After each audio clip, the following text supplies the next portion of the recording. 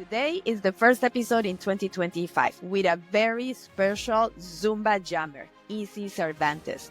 You have seen him being a Zumba jammer, aka choreographer for Zumba. Since 2017, he has been a Zumba instructor ever since he was 16 years old. Zumba just released a new 4-week cardio tone program in the Zumba app featuring Izzy Cervantes, and we're gonna get to see him in action in Zumba Conventions 2025, teaching a co-jam session and a master class. This is an amazing episode for all of the young generation of Zumba instructors to see how to make it happen. Zumba is his full-time job. I am sure most of you are already following him on social media. If you haven't, I am sure you're gonna fall in love with the way that he posts, with his energy, with his professionalism, with his talent. Not only he's an amazing choreographer, an amazing performer, an amazing Zumba instructor, but also he is here to give us a very grounded and down-to-earth example of how to live a healthy lifestyle, how to maintain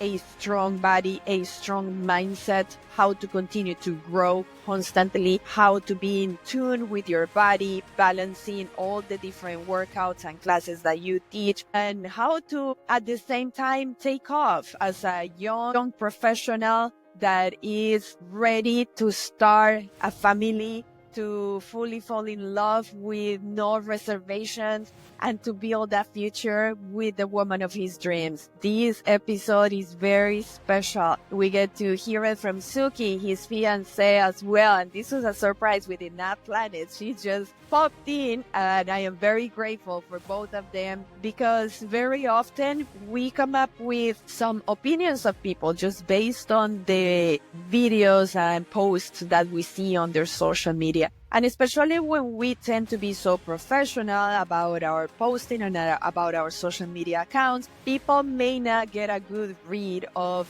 our personality, because obviously we want to keep our personal life very private and not to be oversharing.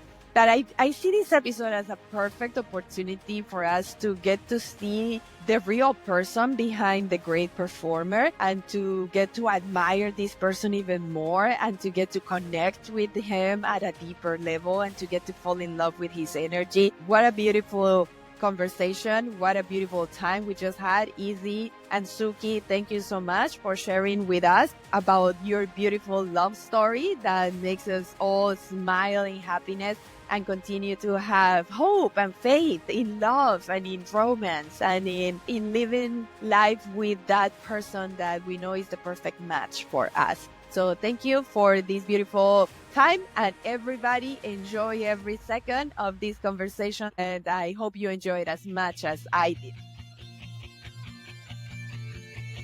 Welcome to the Happy Beyond Fit podcast with Maria Browning, former synchronized swimmer from Colombia turned into a lifestyle entrepreneur. Welcome officially to my Happy Beyond Fit podcast. Thank you so much for being here. Thank you for having me. Have you been at podcasts before? I think this is my first debut in a podcast. I feel honored. Thank you so much. Thank you for having me. It's about time. And the reason why I invited you is because I need to feel very curious about somebody in order for me to feel the motivation to do these beautiful biographies of greatness. And I am very curious about you, about your life, not just because you're a Zumba top quality presenter, but because of the way I see you living your life and I follow you on social media.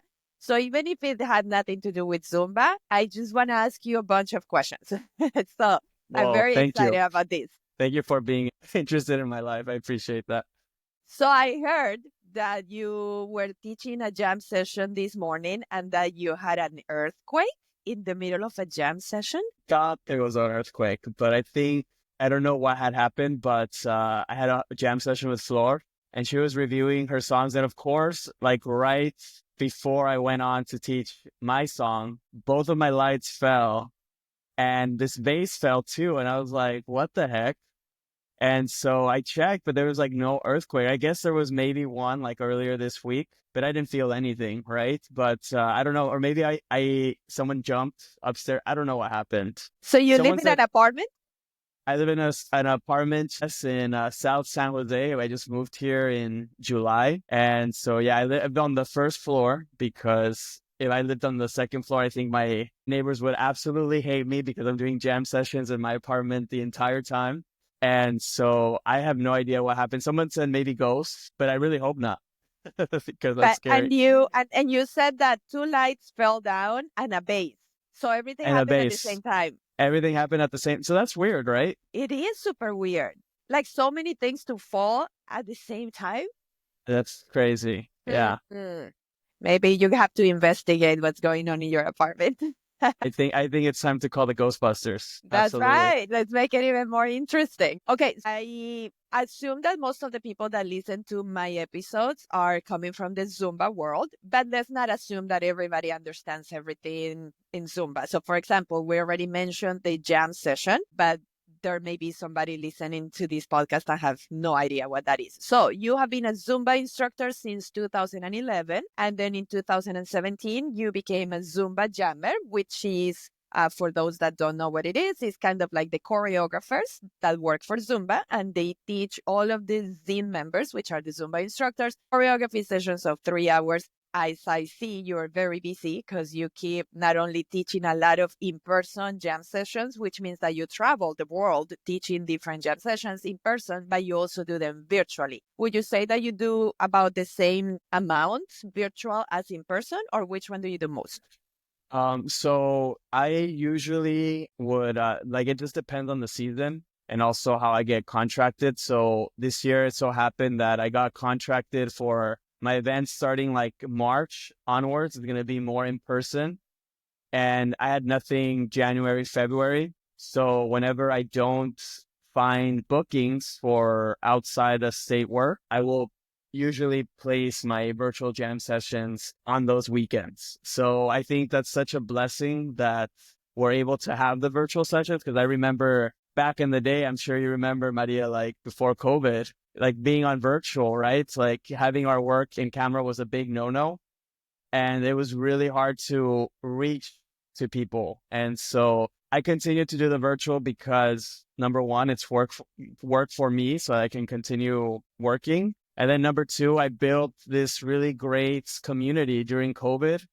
And I absolutely just love connecting with these people on a month-to-month basis. It's like my extended family. I'm always super, super happy to see my returning Zen members like every month. Like, what is Izzy going to bring to the table, right? So it's kind of like we built this bond, and I really don't want to break that with them. So I continue to do these jam sessions mostly for them. So, would you say that you teach jam sessions every week? Yes, I usually will do a new playlist every month. So we're talking like 4 to 5 new songs every month. And then I will usually do co-jams. And then the co-jams, those will be a new playlist as well. And so since January started, I already did 3 co-jams. And then next week I have my solo jam. So that means that I'm going to choreograph about 3, 3, 3, or like 2.5, 2.5, 2.5, 7.5, plus 5 songs for next week. So 13 songs, 12 songs. 12 to 13 songs in just like a month's period. That's why I stay busy. Like if you don't see me like posting a lot on my social media or etc., it's like really because a lot of the time I'm doing choreography, choreo notes, right? Plus teaching my classes. Yeah, So it's good. a lot of work. Sometimes people don't understand all what it takes to be a jammer. Like the part that I find the most tedious about it is that you guys have to send a handout breaking down all the choreography step by step for each of your choreos, for each of your sessions, and you have to cut the music because during the session you help us to review the steps just one part at a time. So you cut that part every time it plays in the song. So it's like, how long does it take you to do, let's not even talk about choreography, about the handout and the Right. cutting the music. How long does it take? It's so funny that you brought it up because I was doing the math the other day. I was telling Suki this takes so long. Like every time there's a new playlist, because I would stay at me, I'm a little slow working. I am because I don't know if it's a Virgo thing, like trying to get everything perfect. And in the end, I always make a mistake anyways. But when I write a choreo note for a song, like breaking it down, adding like the choreography, the title of the part, because we also put the choreography and then we title the parts, right? So trying to come up with ways so the Zin members can remember the parts. Usually it takes me like 30 minutes to do one song, like one note per song takes me 30 minutes. So we're talking like 4 songs. That's already like 2 hours of choreo notes, just choreo notes. 5 songs, 2.5, right? Music blocks. There's some jammers that are really fast doing it. Again, I tend to take like 15 to 30 minutes per song. And so that's another like 2.5 hours of work. So I think the logistics is like for a jam session, it's more than 10 to 12 hours just to put in like the set plus the choreography, depending on the steps that you do, right? So yeah, it's a lot of work. Like it's a very time consuming, but it's very rewarding work, right? And it's always like fun. It's fun. Honestly, like you just have to think of it like you're having fun while you're doing this work. Because if you start to think of it like it's tedious, this and that negativity kind of gets to you. So you have to think of it like, I'm grateful to be able to do this. I'm having fun. And then when you have that attitude and when it's time to teach the session, then you transmit that to the Zin members, right? So No, definitely a lot of work, but for rewarding. sure, you guys are like in love of coming up with choreographies and teaching it to others. Otherwise, you would not be able to enjoy the tedious part. Yeah, for When sure. Zumba started offering to become a specialty jammer, I could have become an aqua Zumba specialty jammer. And I was like, I don't think I'm ever going to enjoy having to do these parts of the choreo notes and the music. And it's a For sure. lot of work every week. It's like you constantly have to change it because that's the other thing. You guys, all of you guys, jammers, kind of have your own following that is strong following, that they are like your loyal Zim Right. members that want Yeah, to keep up with all of your new choreographies. So, as you exactly. said, you teach, let's say, for the Asian crowd once a month a jam session, and they keep coming every month. So, it's not like, I mean, they push you to have to come up with more choreographies because it's the same Right. students coming back. Exactly. Yes. And it's definitely gone, that pool of Zin members have gone smaller and smaller. I know they're doing new like incentives, trying to get more people to do the program, which is a great program, but definitely you see a lot of the same Zin members in a lot of the sessions of all the jammers. So even when I do a co-jam, for example, today I did a co-jam with Floor, a lot of those Zin members go to both Floor and my jam sessions already. So we can't like just do like a song we did last month, right? And put it in our co-jam session because we have the same Zin members coming. And so it's always a challenge. You always have to put in new material because they're expecting that, of course. So it's kind of like there's the pro and cons of virtual. And Like here's the other thing. We didn't mention this. It's not just coming up with the choreography, but you have to test your choreographies to real people. So no matter how busy for you sure, are traveling every week, you have to have your constant weekly classes at home because you have to test your choreographies before you bring them to the Zumba instructors. absolutely. And there's nothing worse than like it's almost like the session's coming up and the notes are due, and you teach a song in your class and it doesn't work. Like, like I don't know if that happens to you. Like sometimes you do like the choreography in your head, right? Or you practice it in the mirror and it looks fantastic, but then you take it to class and it's a hot mess, right? Especially when you're trying to do something new. That's always like the challenge. I think if you use the same steps that you're used to, I mean, it's safe, right? But I think like one of the things that Zin members look forward to is learning new things. And so I always try to bring something, at least one new thing, but sometimes it doesn't translate well to class. So then it's time to go back and then you got to change the step and then you got to test it again, right? You have to test it again until it's perfect because, I mean, if it doesn't work in your class, then it's definitely not going to work in theirs and they're going to notice that. So yeah, So it's let's add got to all do that that time. So we said to come up with 4 to 5 new choreographies, you invest 2.5 hours for the handout, 2.5 hours for the cut in the music. So that's 5 hours. Then let's say 1 hour per song. So 5 more hours coming up with each choreography. Then you have to go test it in class, which is at least 2 classes before you teach it at the for jam sure. session, Yeah. right? And it's not just like the 1 hour class because you have to drive to location, teach Yeah. it. Yeah. So For let's sure. say 3 hours each. So where are we? Go Yes, and then 3 more hours, 6 more hours. Okay, so we're like Your whole life. It's your whole life, 16. like the I'm whole week. trying I'm trying to come to, is this a full-time job or a part-time job? So we're already like in 16 hours. But then you add the 3 hour, that is the length of the jam session. So that's 19 hours. But then it's 1 hour prior, 1 hour extra because you're like, you have to be there opening, welcoming the people, setting everything up, For especially if it sure. is in person. And then at the end, taking pictures, hanging out with people, doing the video at the end that you're going to post on social media. So Yeah. that's 5 hours. So we are already into 22 hours. And if it is an in person session, it means that you had to travel. So adding the travel, that's going to be, yeah, at least, yeah, 30, 35 hours if the traveling is not that far, but it could be even much more. So would you consider this a full-time job, just being a jammer? Absolutely, yes. And honestly, I give so much respect to all of my colleagues who also have like other full-time jobs and they do the Zen Jam. But usually you Like see that how? they have, yeah, honestly, like my respects because it is so time consuming and like just wow, it's very admirable. Yeah, like but I find it that if you have a full-time job and you try to do like many sessions, you will have like no life. There's like no time to do anything because it really does take a lot.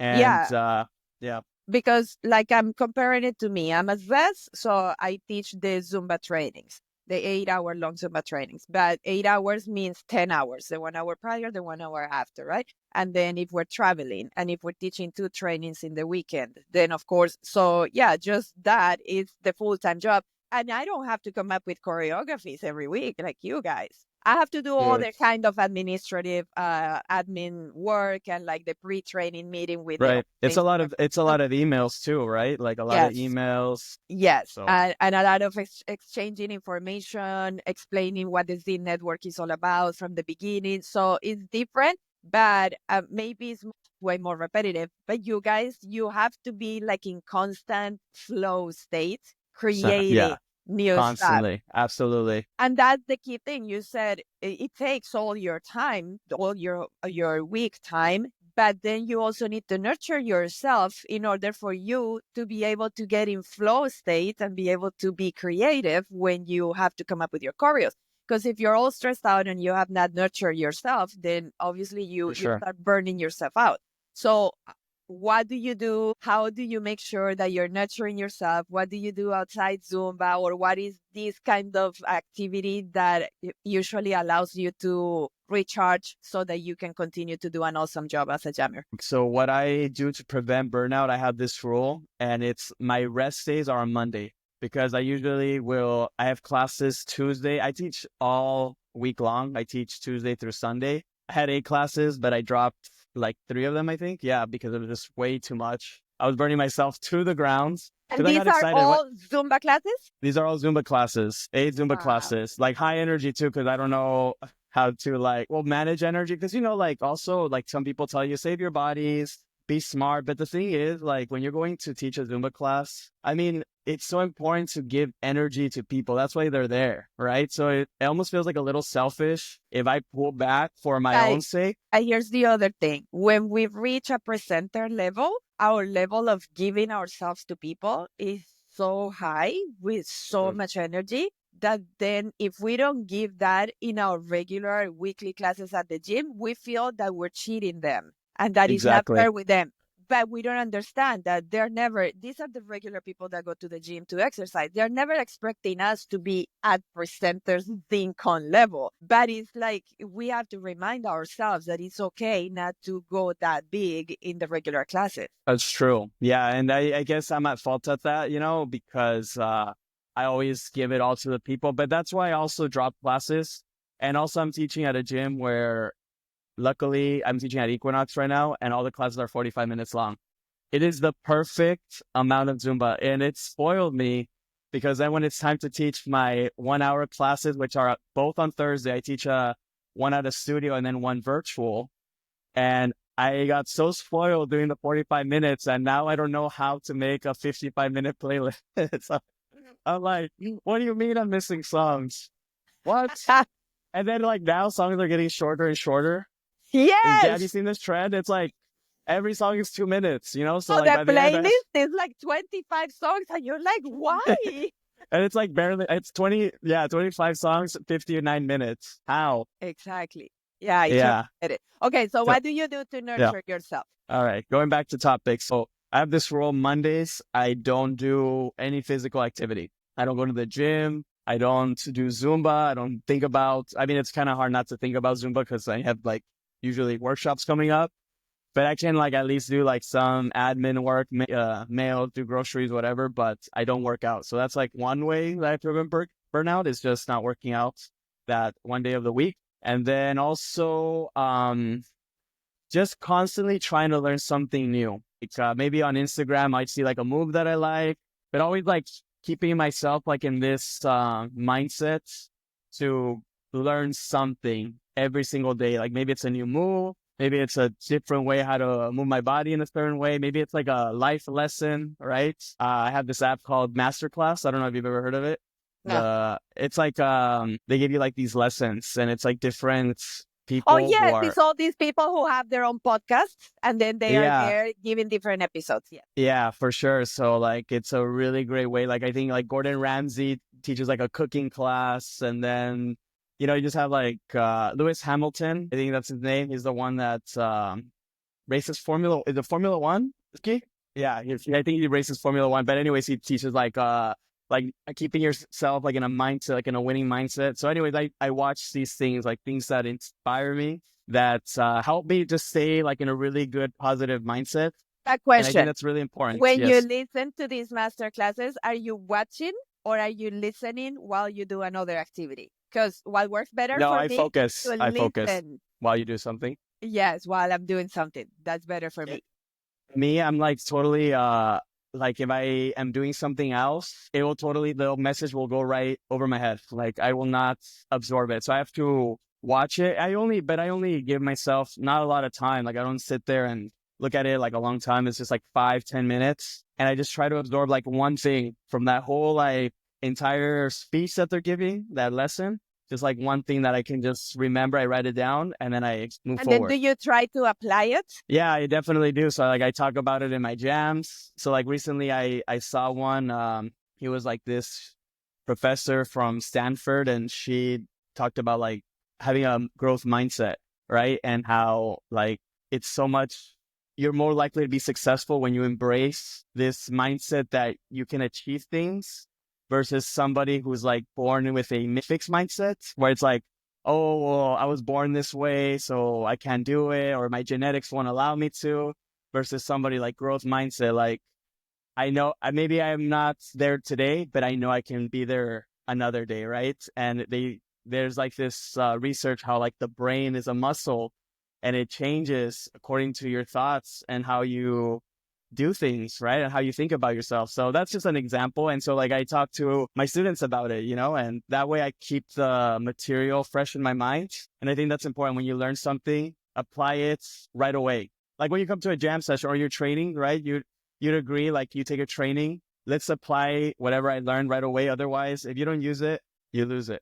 So Yes, yeah, 100%. And as I explained to my new instructors at the B1 trainings, when we get new knowledge, we create new neural networks in our brain. it is. It's like the neurons are firing up. But if we don't continue to do activities for the following 2 weeks, for 14 days, every day, a little bit of something to apply that knowledge, then it starts like going away and then you forget Mhm. about it and you never develop the skill. So I That's love it that interesting. you're saying that you go and whatever you just learned, you try to teach it at your jam sessions, even if it's something inspirational, because that's the true mark that you have learned something when you can teach it to others. So you're like putting it in action immediately. This is awesome. Yeah, I like that. So I just love learning things like outside of just Zumba because I want people to come to the jams and obviously learn choreography, but I also want to keep them inspired. And I really do believe that everybody has a talent. Everybody has a gift to offer the world. Unfortunately, the truth is some people may go their whole lives without realizing it,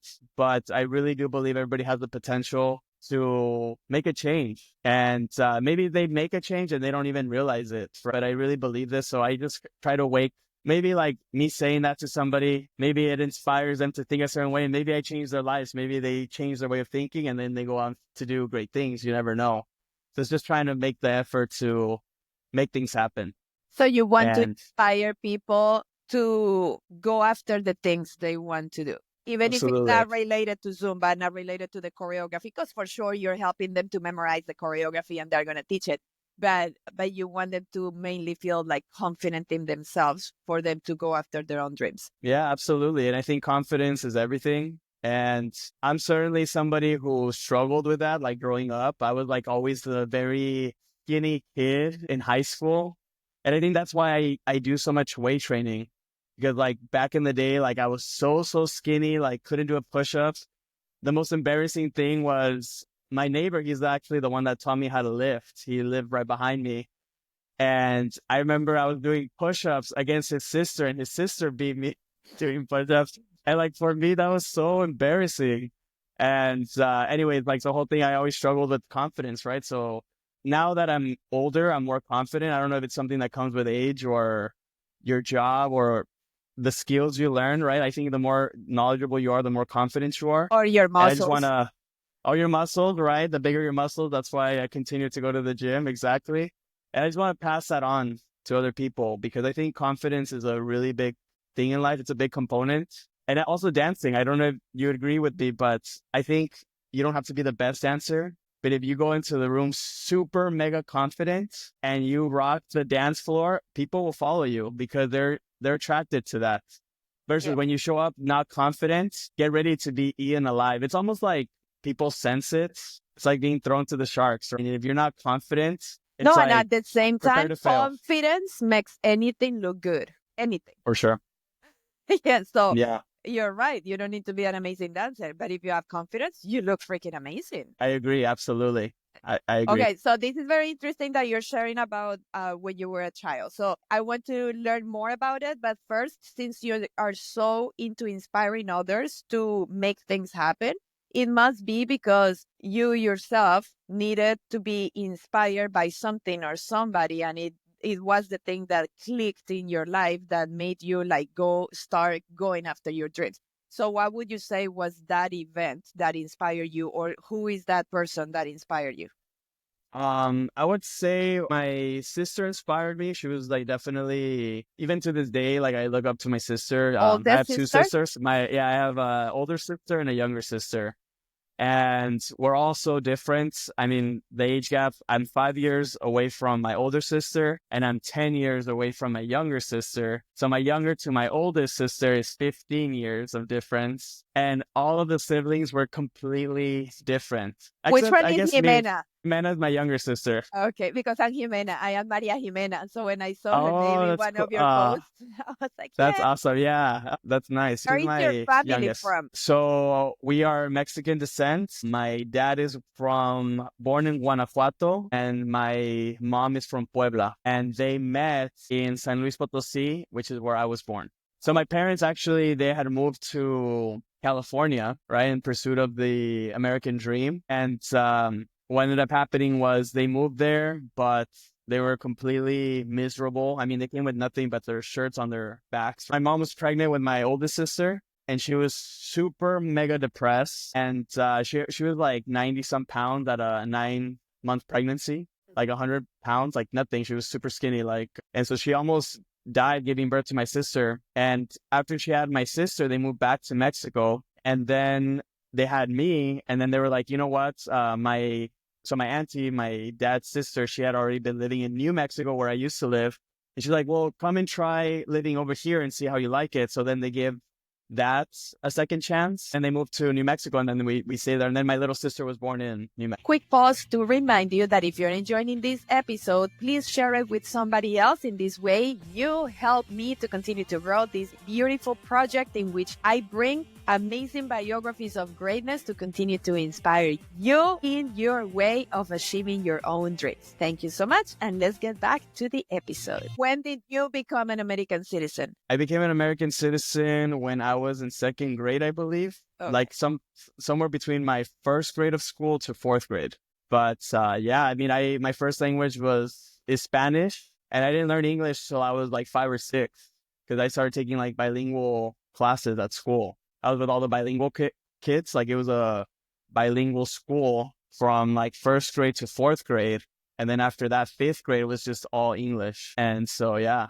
So, yeah, I'm Mexican. I relate 100%. to you in the story with your sisters. My oldest sister is 4 years older than me, and the youngest one is 14 years younger. So Wow. I'm in the middle, but I don't think I have the middle sibling syndrome Mm. because to me, I felt like I was just the youngest one because 14 years later, my little sister was born. So maybe you feel the same way that you were. And what by the time they're born, we take more on the role of like half parents because we're just like so much older than them. What do you think? Mm. I'm definitely not a half parent to my little sister. If anything, we fought all the time. I was definitely not a parenting type. Definitely my oldest sister was the mature one, the one that would like take care of us. When my parents had to go somewhere, she was always the one looking after my little sister. But Hey, and the same as you, I never had middle child syndrome. You know how you okay. see the reels where it's like the oldest one gets in trouble for everything, the small one is the favorite, and then the middle one they forget about. Yes. I know for sure I'm my mom's favorite. It's something that has to do with because I'm the only boy, and Sure. maybe it's a Latino thing, but moms and their sons, it's like It's a different kind really of close love. bond, Yeah. right? So I never had that like I'm missing attention. I'm the middle child. Pay Okay. attention to me. Like, no, definitely not. Are your parents So still very together? lucky. Yes, they are. Yeah, so they're like huge role models to me because, they're like an example where, love isn't always perfect, right? And of course they had like their trials and turbulences, and going back to my parents, they're the example of living the American dream because like I said earlier, they went to California. They lived super poor, like in really bad neighborhood. My dad had to walk miles to go to work because he didn't have a car. They would go to like restaurants and eat crackers and water because they couldn't afford to eat anything. They would just go like get like how they bring you chips and salsa when you sit at a restaurant like this. They would just go eat that and then they would leave, like they'd pay for that and go. And then they moved to New Mexico and they started poor. But then now this day, my parents have two businesses. They have a really nice house. My dad has a Corvette, like the latest Corvette, super nice. And I mean, they did it with hard work. And so that's always like they set that example for me. I'm very lucky because when I say that going back to the whole, like I believe that people can do something if they truly put in the effort and work is because I've seen it with my parents. It's not like we came from money and we had everything. Like my parents had nothing and now they're like business owners. My mom's like a Which super businesses VIP. do they have? They have a restaurant. So the first big business, they used to have three. So the first big business was my mom and my dad sell mobile homes. Do you know the mobile homes, the houses, and they have like the tires so they can, you can move the homes from one part to the next. And so that was like their first big business was selling mobile homes. And then they opened a Zumba studio, and that's around the time where Zumba was a big boom. So you So your remember, your mom was a Zumba instructor? yeah, and I think we got off topic, but the reason I said my sister and my mom are my inspiration, or my sister was my first big inspiration in Zumba because my sister and my mom used to teach Zumba. And Wow. so they're the ones that got licensed first. And then I became licensed like 2 years later. Oh, wow. Okay, so wait, which year did your mom become an instructor? So she became an instructor in 2009, I believe. And she Okay. got licensed with Lindsay Taylor in Colorado. And then your sister went Same time. They both went to the training in together. Colorado Okay. And as together. soon Yeah. as they started teaching classes, they decided to open their own studio?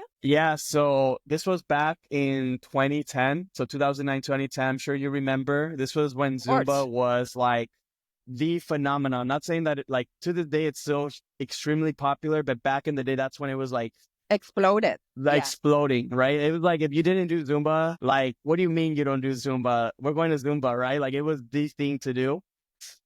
What ended up happening was my sister, she just she had a huge following. She used to work at like a kickboxing studio. They were renting space, and I mean, my sister was just packing the house. I mean, we're talking like this studio that maybe fits 20 people or 30. There's like 60 people. And I remember one class, it was crazy. Like she had people outside the door and they were looking through the door frame to take the class, and they were taking the class on the sidewalk. That's Like it. it was I crazy. Like she love had it. like, and I mean, my sister was honestly like, she's so good. It's like, for her, she had like the Latina, we look so completely different. I'm super white. My sister's very Latina looking, and she even has that Latina flavor when she dances. She was really, really good. She So like, when your I saw her sister dance, was the star. my sister was a star. Absolutely. Yeah. And then my mom, she got licensed and she didn't start teaching. And so my sister, one time she went to the Bahamas. She's like, Mom, I really need you to use your license for something, and I need you to cover my classes. And then that gave my mom the push to teach. She saw for my sister. And then after that, she started her classes, and she also had a really big following. My mom, she's really good. She's very fitness Okay, so and they opened it, they rented a space, and a that's space. all they did all day, teaching Zumba classes all day, every day? So my mom still had the mobile home business, but I think around this time, my dad started taking more of the mobile home business, and my mom like had branched out, because my mom was the first one to get her license to sell mobile homes. Then my dad joined in later, and then she left my dad doing the mobile home thing. She went to do the Zumba thing, because now that's like her fun thing. And then she's like, my mom's very business. So she's like, hey, we can make a business out of this. And then after my sister was teaching at the kickboxing studio, they opened a studio and they called it Rimo Latino was the name of the studio.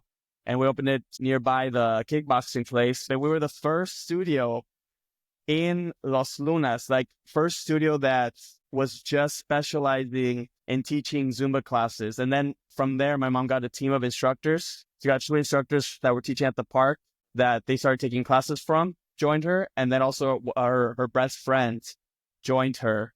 And they made like the team. And then it was really big. It was really successful They studio. And offer then after, other classes, or it was only Zumba? so at the beginning, it was just Zumba. And then after that, my mom started bringing in cycling. And we even had like a belly dance teacher at one time, like a belly dance. It was pretty cool. It was very interesting, very different crowd. But they would come and they did, because when my mom expanded the studio, it was doing so well that she didn't buy, she was renting the lot next to the studio, the extension. And we started putting in like more fitness classes in the other place. I think we even had yoga at some point. Yeah. Is it? Okay, so how old were you when they started the studio? I was in high school. I think I was 13, 14 years old when my So mom you started. took Zumba classes with them for a couple of years before you became an Yeah. instructor, because you Yeah. Two became an years. instructor when you were 16, right? Exactly. Yeah. So 2 years, and then I became an instructor. How old are Correct. you now? I am now 30 years old. 30. Wow. 30. Wow, congratulations. Big Thank you. number. Yeah, it's a big change. Absolutely. Okay, so did you enjoy taking classes with your mom and sister? Or you were just there Absolutely. doing Yeah. homework and just watching them? No, Or no. So at first it started like this. I remember when my mom and my sister got licensed, I did not like Zumba. Like, it was so weird to me. And then they were like, you know how after your training you get like your music, and they were putting the CD, because back then we had CDs, and they put the merengue, salsa, cumbia, which I mean, like this, like we're Latinos, but I didn't grow up like listening to that kind of music. My parents would listen to Maná, Juanes, like it was like more rock type of music. And so it was like a new exposure to me, like merengue, salsa, cumbia, reggaeton, of course, because, back then, like everybody was listening to Daddy Yankee.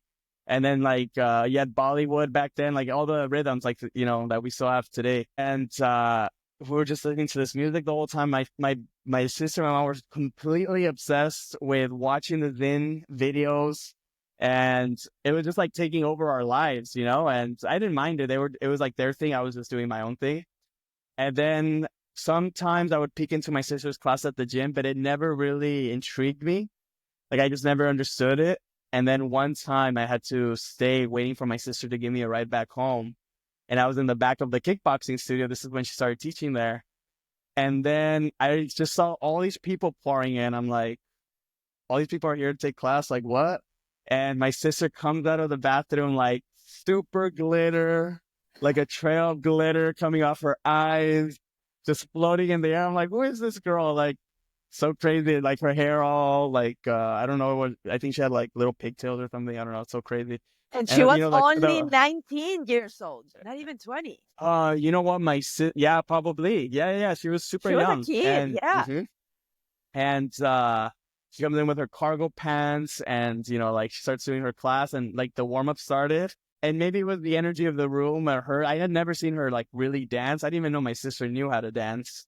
And I'm like, what is going on here? Like, and it captivated me. I was super into the moves, the energy. And then like I got up and I tried it and I was just hooked from that moment on. I was like, wow, that is so much fun. Okay, Because it was so were easy, you a so cool. kid that was into sports or you were not athletic at all? Yeah, I was the only athleticism that I had was lifting weights. Like I really found a love for weights again because of the whole like I felt skinny, so I was doing a lot of like weight training. But you were already Eh, doing weight training when you started doing Zumba?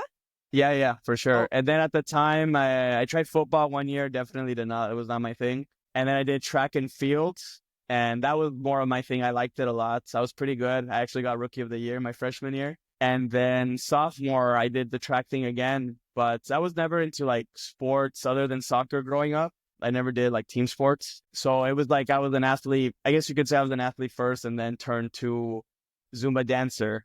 Although I think like, life kind of has a funny way of foreshadowing your future, I think.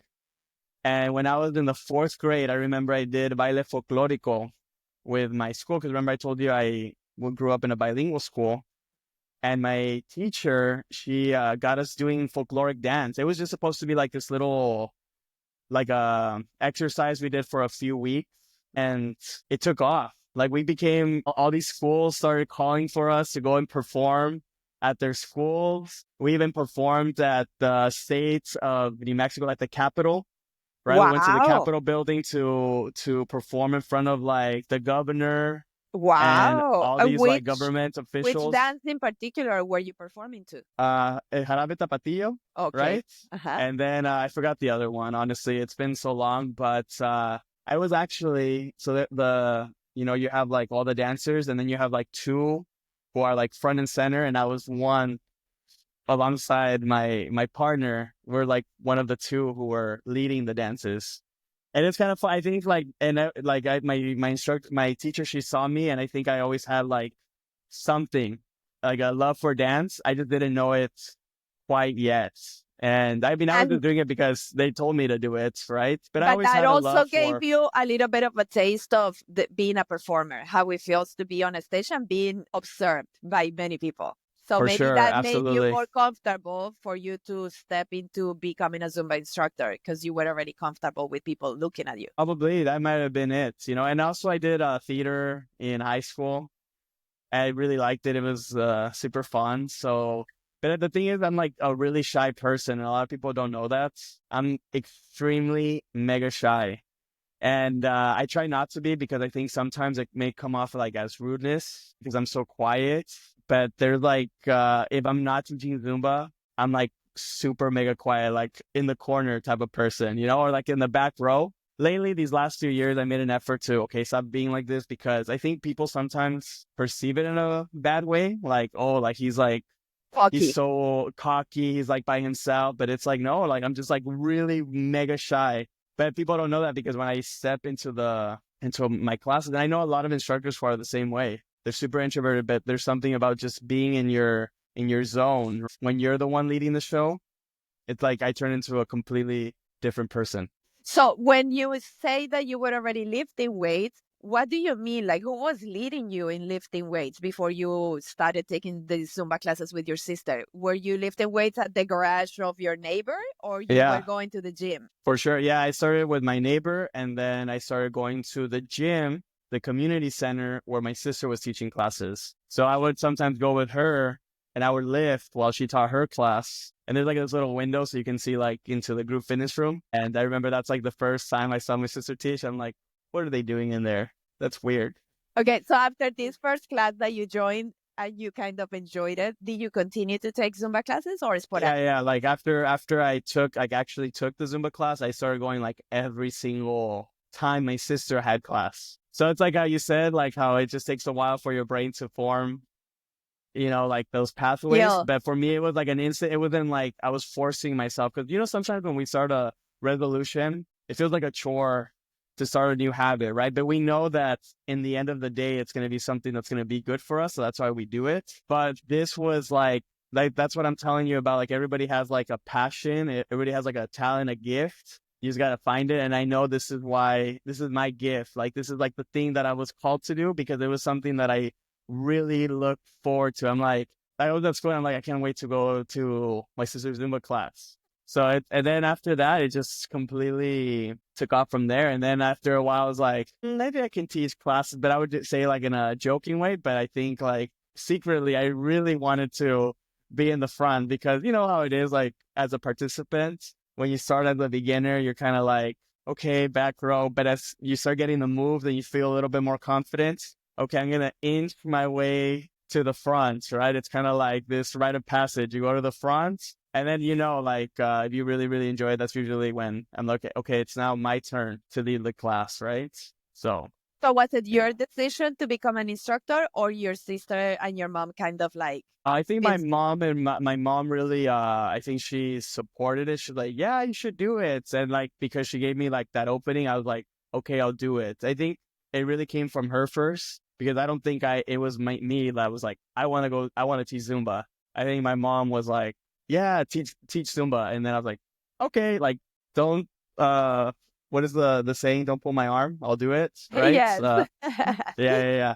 So did you become an instructor when they already had the studio? Yeah, they had already had the studio, and because they opened the studio 2010, and then I started teaching there. Probably took your B1 training with Vanessa Lupercio in Yes, Mexico. yes, Oh my gosh, yes. it was fire. Yeah, like you kind of remind me of her. I know, we work together a lot. We have a similar style. You and then also Gina Grant also had like the same style, no, the curly hair. Yes. And then, of course, I knew you like back in the day because I'd see you in all the Zin volumes. And of course, everybody knows you as the Aqua Queen. So, yeah, it's unfortunate that I never got to meet you around that time. When I was looking at your Zumba instructor page, and I saw that the first Zumba convention that you attended was 2011. And that was the year that I was in the fitness concert with Pitbull and Wycliffe. You got your first experience with the best fitness concert. To me, that was the best. Yeah, it was so good. I mean, I remember that experience. It's when Beto came out and everyone was doing like a beach set, no? There was like a beach theme. And then, Pitbull and Wycliffe. Yeah, that was the production was gigantic. It was like top notch. Wow. For sure. Yes. Yeah. So impressive. Okay, so how soon after you took the B1 training did you start teaching classes? Because you already knew your sister's choreography, so I guess you right away. Yeah, right away. I got licensed in I think maybe 2 weeks. Okay. And if you want to know a funny story, go. It was a very humbling experience because I think this happens to everybody. Like it's kind of like everybody goes through it. It's so much different taking a class than actually teaching a class. And I feel like it's not until you teach a class, you are truly grateful for everything that your instructor does because it's not the same. When you're up in like the front, you're putting out so much more energy than when you're actually taking the class. So I didn't know that. And so when I led my first class, I got so tired, my mom had to step in and finish the class for me. I literally left 45 minutes in. I'm like, Mom, I can't. You have to go in. She went and she was super mad. She was super upset. She went in and finished my class for me. I was super tired. And you were a kid and on adrenaline, which probably gave you even more energy. So, wow. And it's also I love it that you're sharing this. Yeah, and then you don't know, like, when you start teaching, you don't know about managing your energy, especially like as a kid, like 16 years old, my body never hurt. Like 16 years old. I remember back in the day, we were dancing on like concrete, right? Like in certain places, and nobody cared. Everybody was like, samba for 7 minutes. Cause back then the songs were like 7 minutes long. We're all doing samba, right? And I never felt it in my body, but I feel so bad because I'm sure my older students did. So now that I'm 30, I'm like, man, I really tortured my students because I was doing like all the high intensity. My class was like 75%, 80% fitness, 20% dance, you know? And because I think that's what got me into Zumba in the first place, because it was more, back in the day at least, it was more fitness versus dance. Even though I will tell you something, I do like it more now, that it's like almost 100% dance. I do enjoy it now, but yeah, it was so hard on the body. Crazy. Because now So it's athletic dance. Before it was more clear, oh, we're dancing. Oh, and now we're doing fitness. It was like there was yeah, a more of a separation. But now, like, it's so amazing that it it's is. constant dance, but it's at a more athletic level, which is Absolutely, yeah. giving all the fitness benefits. Yeah, 100%. I agree with that. So this is awesome that now at 30, you're already experiencing body aches. Please do tell me more Yes. about Ooh, it. What do I you feel love in the it. body? I love waking up in the morning and taking 10 minutes to do mobility exercises to get my day going. Woo. Because you're stiff in the morning already? It just depends. You know what I started doing is I started taking yoga classes with Suki and at Okay, so Equinox. parenthesis here because you have mentioned Suki 3 times. Suki is your girlfriend, your fiance, and you Yeah. guys got engaged a year ago, almost a year ago, right? In March last year? Yes, correct. Yes, we got engaged in actually I think it was March. Correct. I Yes. bet you've been together for like a couple of years. We've been together for a year. This actually the other day was 2 years together. Okay, so you proposed to her. You guys hadn't been together for a year when you proposed. Correct. Yes, it was no, when I proposed we were already a year talking to each other. Okay, okay, Yeah, okay, yeah, yeah.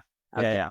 Okay, we'll go And to the so proposal later because okay, obviously I want okay. to talk about it. But now Yeah, yeah. you started doing yoga because you felt the need in your body, but also because Absolutely, you're yeah. lifting weights, so you need more mobility. So Yeah, yeah, absolutely. So that's like that's the deal that I'm doing for myself. So back in the day, like I could lift weights and dance and it didn't really bother me as much. I was like, okay, but I could still feel myself stiff, but I never did any type of stretching. But now over the years, I really know the importance. Like now I understand the importance of like stretching, especially in dance. And so your mobility is everything, especially if you want to really transmit the feeling you want to transmit to others. You got to move your body in a certain way. And I felt like I was like always like a prisoner in my body because I had muscles and I looked good. So marketing wise, I looked like, ooh, who's this guy? He's super buff. But then you step on stage and then I was not happy on how super, super stiff. And I wasn't just not happy with the dancer aspect. So now I'm kind of like prioritizing my dance, but I also want to look good. I want to have a certain physique. But the deal that I made for myself is I'm not going to lift unless I always follow it with a stretching session and I take yoga at least once or twice a week. So that way, celebrating you that decision for you. that way Amazing. you have the muscles and you have the mobility, because if you only have the muscles and no mobility, then what's the point? Especially as a choreographer, it's so important for me to move the way that I want to, right? So that I can show people, yeah, this is how you do the movement and this is how it's supposed to look. Exactly. If your main job was depending on your muscles, like if you were a bodybuilder, a pro bodybuilder, then yes, that would be the priority. But you cannot lose your mobility just because you want to build a body. So perhaps now the goal for your body is gonna be not to grow so much in size, to be more cut, but not as bulky. You know what? I not as bulky. I do want to add maybe a tiny bit of size. I don't want to.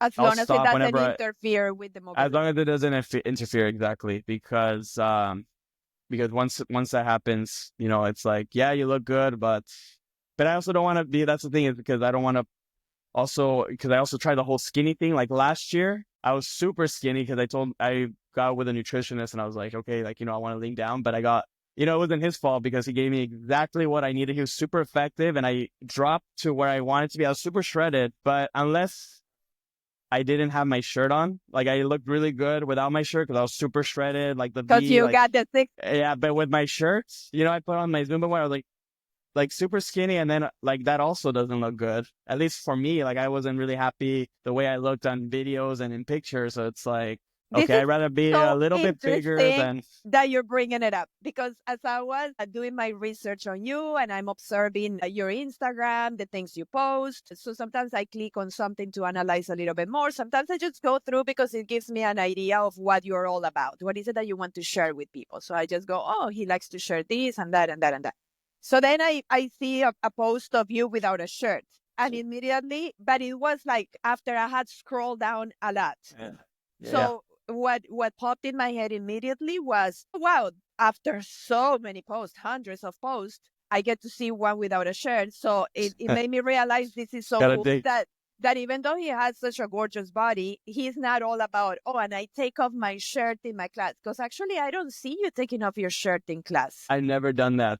I don't know. And I I hope love I it. don't. I hope And I I don't love it. Yeah. offend anybody. But Correct. I It's think everybody's only style. Beto is allowed. I mean, not. I mean, Beto does his thing, It's and his he's thing. great. That's his thing. Me to do it, like I don't want people coming to my class because of my body. I always felt like that was also like a struggle, you know. And again, it goes back to the whole marketing thing. Like, yes, I look big, but I just didn't want people coming just so that they could see me. Just look at me. Like, I want people to like enjoy my work.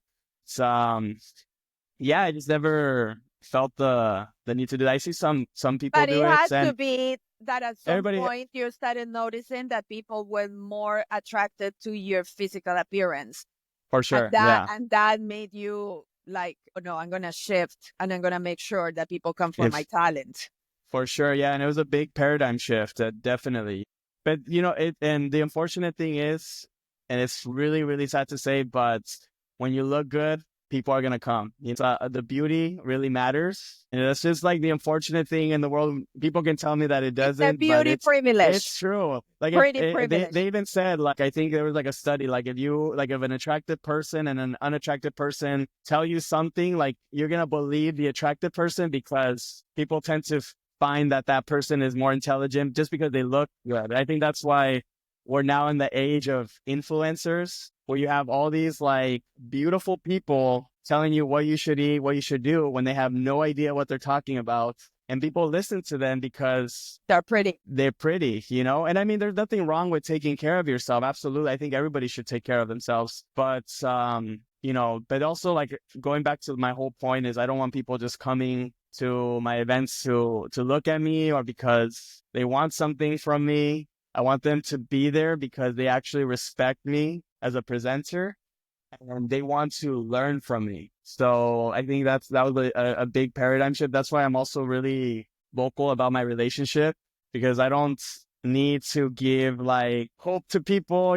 Like, because it is like this. Like sometimes I go to places I used to travel, and like my host would always ask me, they're asking me if you're straight or gay. Do you like women? Do you like guys? They're asking me like all these like inappropriate Because questions, and I'm like, whichever the answer, I have people but I interested. promise you, like everywhere I went, they would always ask me this question. Everywhere I went, and I'm like, what does it matter? Like if I was straight or gay, like it has nothing to do with the reason that I'm here. It's different. Literally like spoonfuls, and you will not feel sick. Here, you take like a teaspoon, and And you're you're out immediate, for the day. yeah, putting discomfort. I Yeah, agree, 100%. So, but let's be honest, how much sugar does it have? honestly, I don't know, but I don't think a lot because And we I look, think they can use you ask yeah. Suki to give you Suki, can the you butter? give me the choco butter so I can see We what it have to is? show this because I saw your story that you were like showing it on your strawberries, and I was like salivating just looking at it. I'm like, I need to order this. Quick note, please don't forget to click on follow on Spotify or subscribe to my YouTube channel so that you continue to receive notifications and you don't miss any of my new episodes. Thank you so much, and let's get back to the show. Oh, this is the choco butter right Okay, here. Okay, you yes, see that? amazing. Whey protein. Whey So how protein many in there. grams of protein in one serving? What does it say? 33 grams of carbohydrates per 100 grams and 7.3 grams of sugar. So I'm not sure.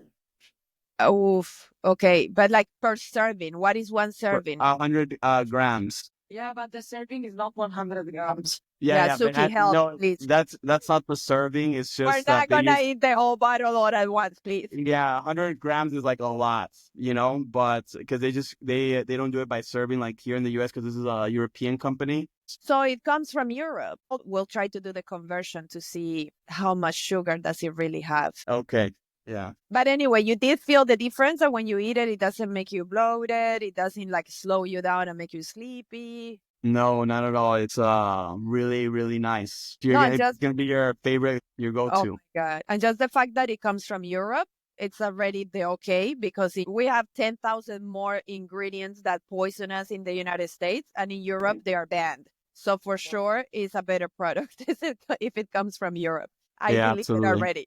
Yeah. That is awesome. Okay, so you also take the amino acids from this company and the collagen and magnesium. Have you noticed any difference after you started taking collagen and magnesium in your body? Because apparently it's supposed to help you with joint pain, with stiffness. Yeah, yeah, I sleep a lot better. Absolutely. When I take it at night. Um, Collagen wise, I'm not sure yet. I think I have to take it for a few more months before I can make. I No, think, that is because there was people interested, men and women. So depending on the answer, oh, I have this one to yeah, they're introduce to you, or interested, but this one. that's like but like, if not, are you coming? Are you buying your ticket or what? You know what I'm saying? I didn't come Like, here for a date. yeah, like I just came to do my work and to go back home and sleep in my couch. Like, Uh-huh. yeah. So So that's definitely because you are shy. Now I believe you that you're shy. Because if you were not shy, that would have not affected you whatsoever. You would have, on the other side, taken advantage of your good looks. yeah, honestly, I should have because right now I'm definitely not as. I feel like the thing is like as you get older, things start happening to your body, right? And I promise you, since I moved here to San Jose, my hairline's receding. And I don't know if it's the water or what, but like going back to this, like I should have taken advantage of my looks. I should have posted more photos. Like I barely posted anything because now I'm like balding, I'm skinny. So it's like, Dude, the 30s are the best.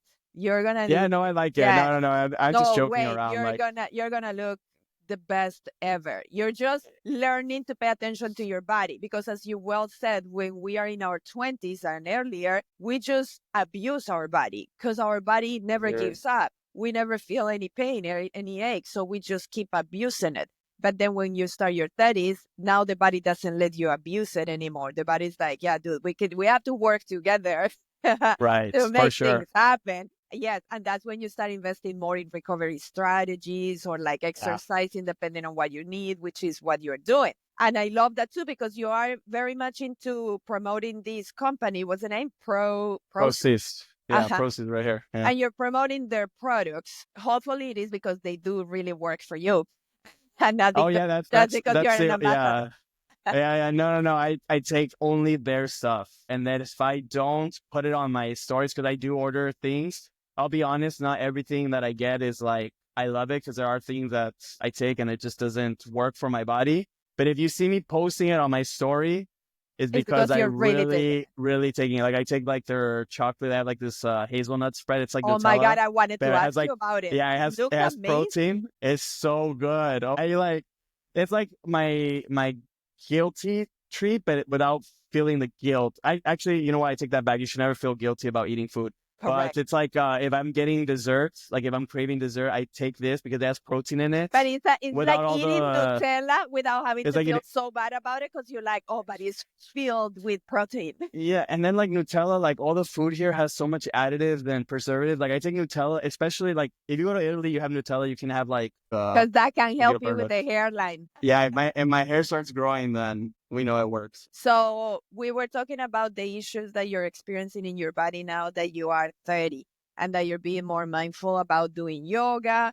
So how often do you lift weights? I try lifting weights about 3 times a week only. And do you do it after you teach your Zumba classes or before in the morning? Like, how do you find the time?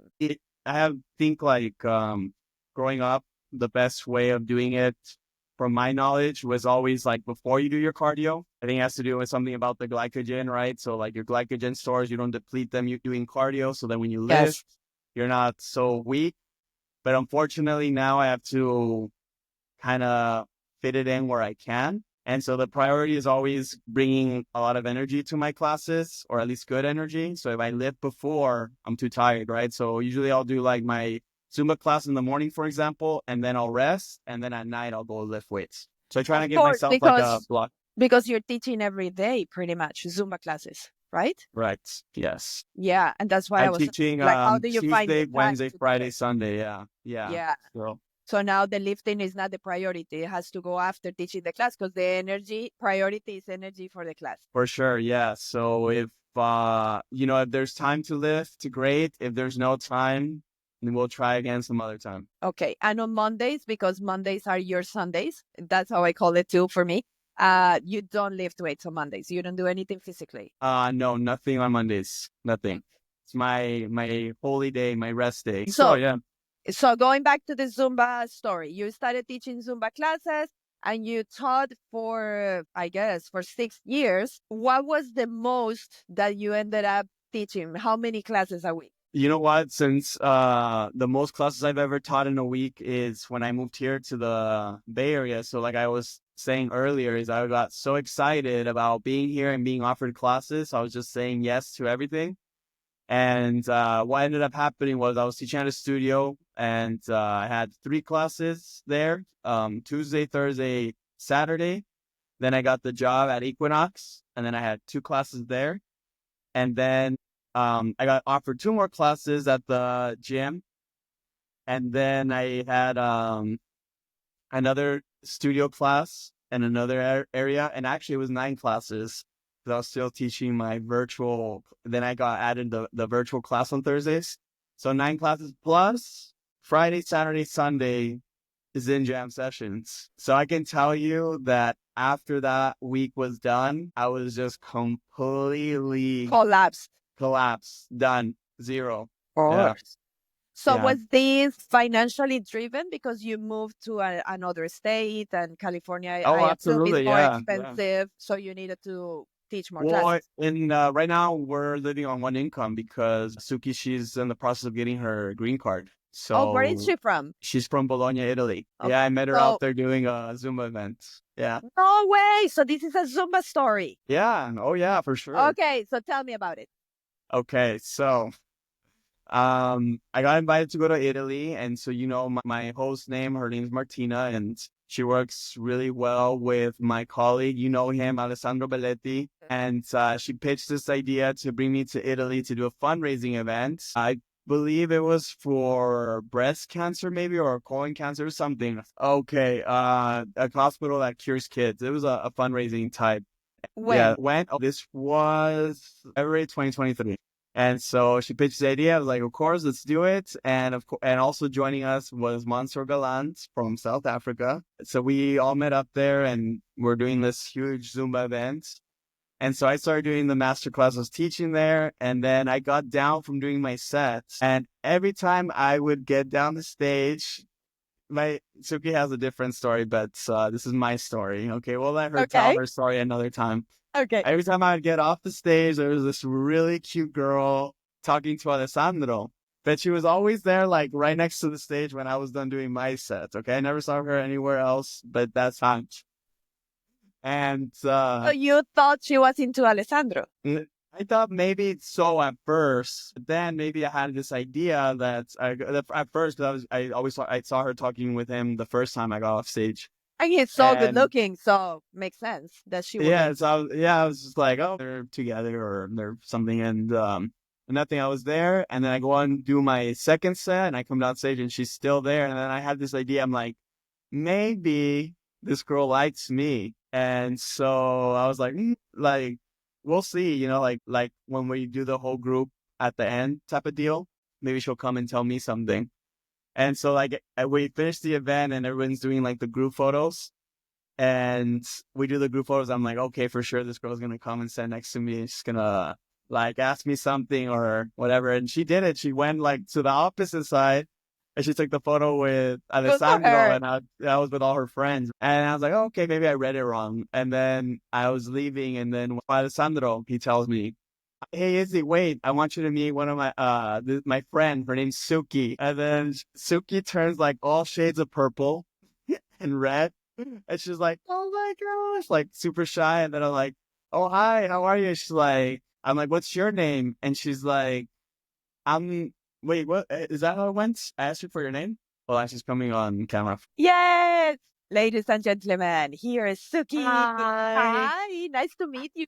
Nice to meet you. I need to come because his story is like different from mine. Okay, I want to hear it. Go. Okay, the last part is okay. What happened that he forgot to tell you that me and this guy Alessandro are friends, and then I went to this event to support obviously my friend, and I was not next to the stage all the time for sure. No, no. Anyways, and then happened that we did the group picture with my friend and Mansour and Alessandro and Izzy.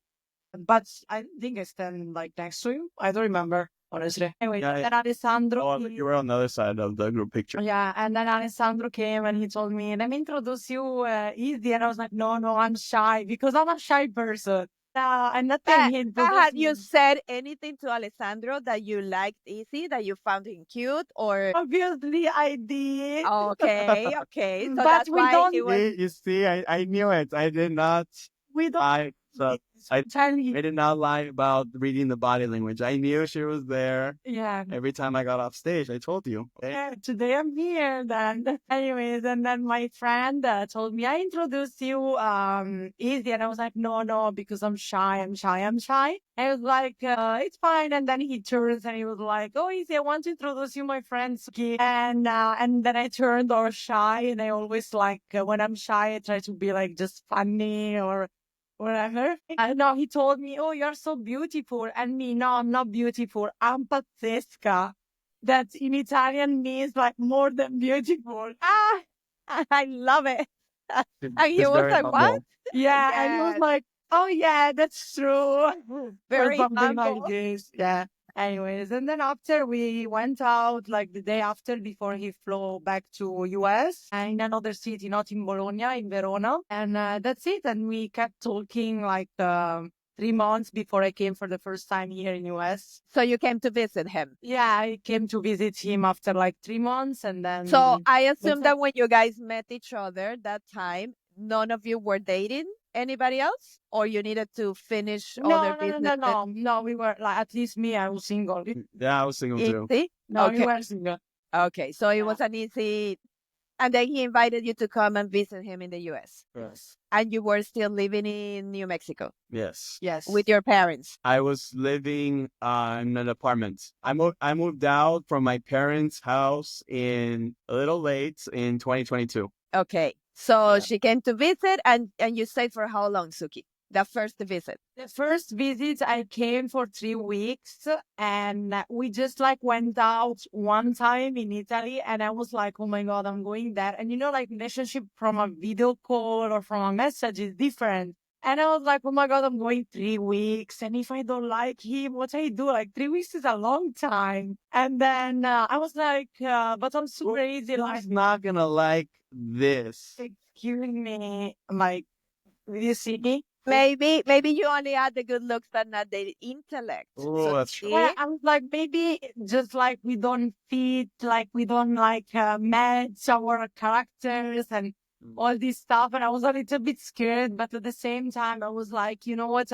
I always travel the world, even alone. Like I'm super easy. I'm super like organized. And you spoke English already? Yeah. I did an English school in London too. Like, and I always worked for this big company in English, and was not a problem for me. What kind of job did you have that you could afford to travel for 3 weeks?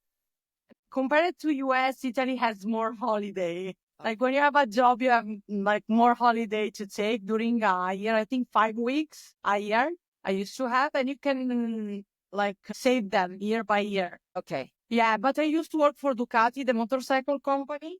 here. And I worked for them for 8 years in a IT department. I was in tech. Okay. How old are you? I'm 27 and I'm turning 28 in 2 weeks. Okay. And you guys met 2 years ago. Perfect. So you already had your job and you were single. So after you came for 3 weeks, Izzy didn't want to let you go back. No, yeah, for sure, yeah. But I was telling you, I came and I was like, oh my God, I don't know. But I was like, whatever. If I don't feel it after like 1 week, I can always I'm in US, I can take a flight and go to LA and go to New York, like do something, you know? And it was my holiday, like for 3 weeks. I came for the first time. We stayed like 2 weeks, if I remember, in New Mexico. And then after we went we came in this area because he had an event in this area, in the Bay Area. I had a jam in Fremont, California, which is like 40 minutes from here, 30 minutes where I live now.